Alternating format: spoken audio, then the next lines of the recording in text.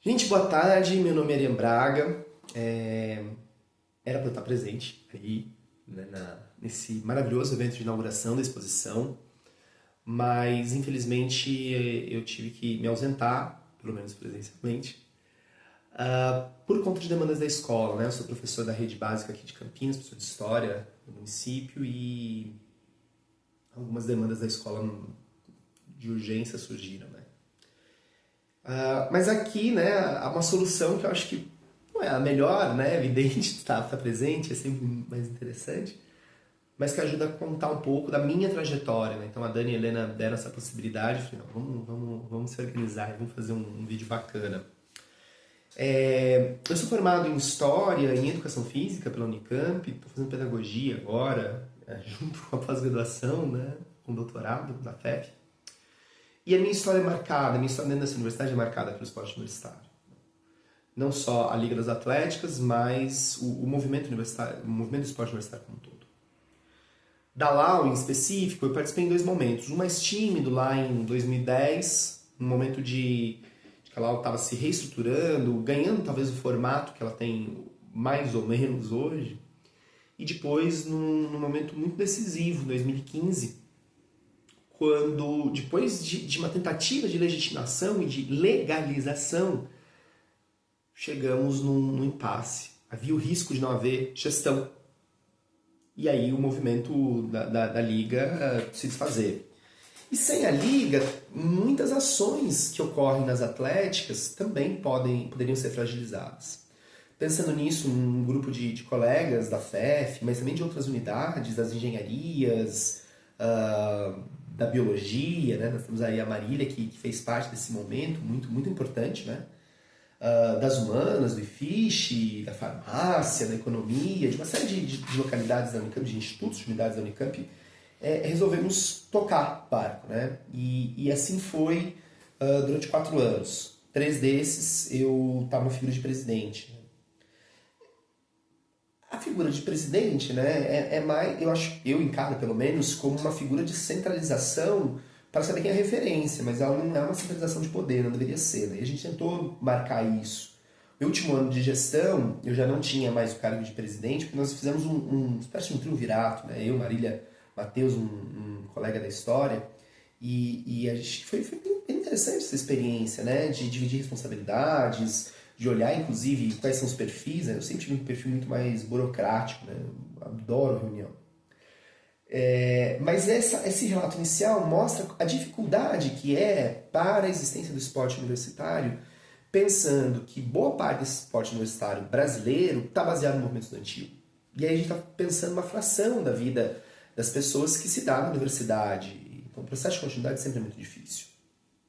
Até aqui, né, hoje a Unicamp passa por um processo novo, né, de constituição de diretoria esportiva, que acho que é muito, muito interessante, mas até hoje o movimento teve muito baseado no processo de participação de estudantes.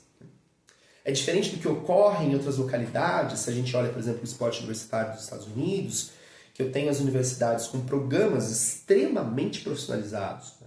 Mas eu tenho casos também de gestões profissionalizadas, e veja, profissionalizado aqui, por favor, não tomem como um sinônimo de competência ou incompetência, de melhor ou pior, mas de uma outra forma de organização, né? Então, há uma pessoa designada, seja ela contratada, seja ela do próprio corpo da universidade, responsável por cuidar do esporte. Né?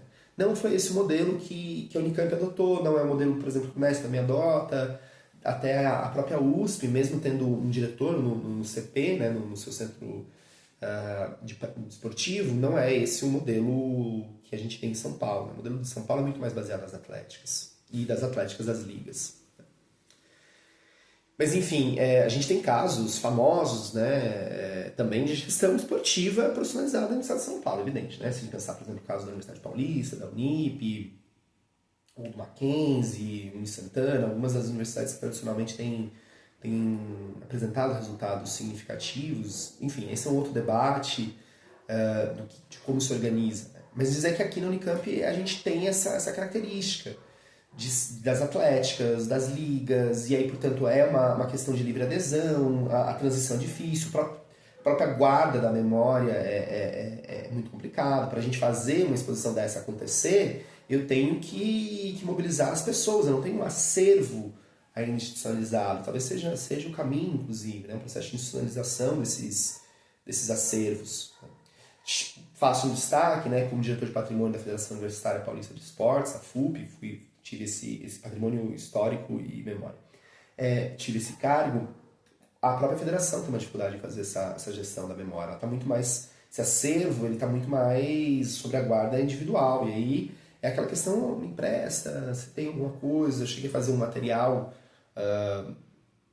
um tempo atrás sobre algumas das figuras da história da FUP, e é difícil fazer esse trabalho de pesquisa, né?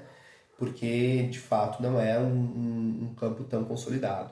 Enfim, acho que esse é o primeiro ponto que eu queria colocar. O segundo ponto é a importância, e aí deriva, né, desse primeiro, a importância do movimento do esporte universitário para a formação integral.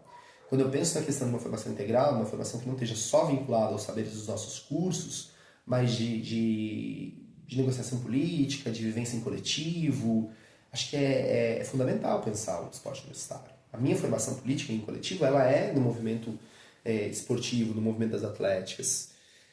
Então, ali eu aprendi coisas que eu utilizo no meu dia a dia, né? E não falo isso de uma forma utilitária, falo isso de fato numa questão de uma formação ampla.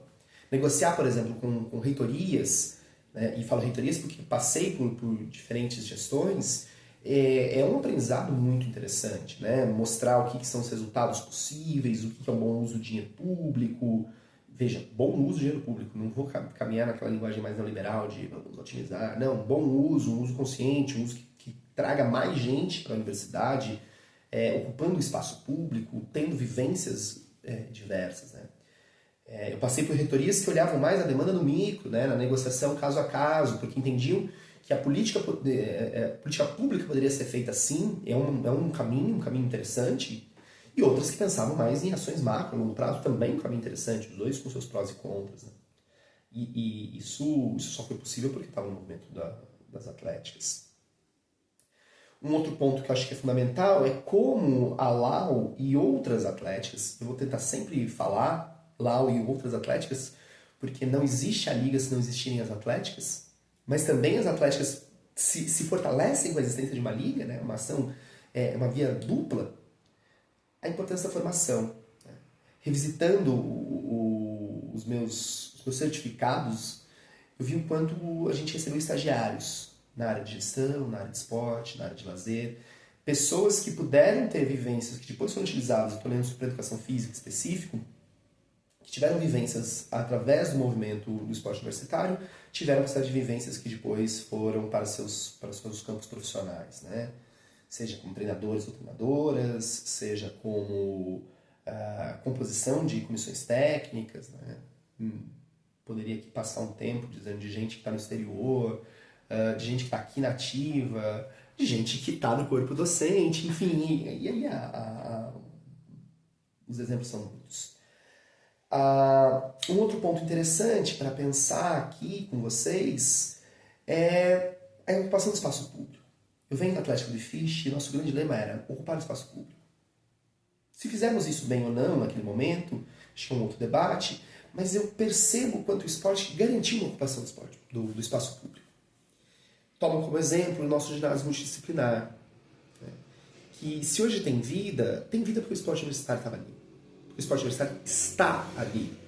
Porque é a pressão do esporte universitário para um espaço de qualidade que deu vida a esse ginásio e a sua potencialidade. Né? Mezaninos para as lutas, o anel superior para tênis de mesa, o palco para atividades rítmicas e de dança. E aí os exemplos podem ser os vários. Né? Projetos de extensão, aulas no ginásio. Né? Então todo esse processo de dar vida, parte dessa luta passa pelo movimento estudantil ligado ao esporte. E isso é fundamental, o ginásio é uma das nossas conquistas. E aí eu chego no ponto do quanto é importante esse esporte, não só na formação, mas na permanência.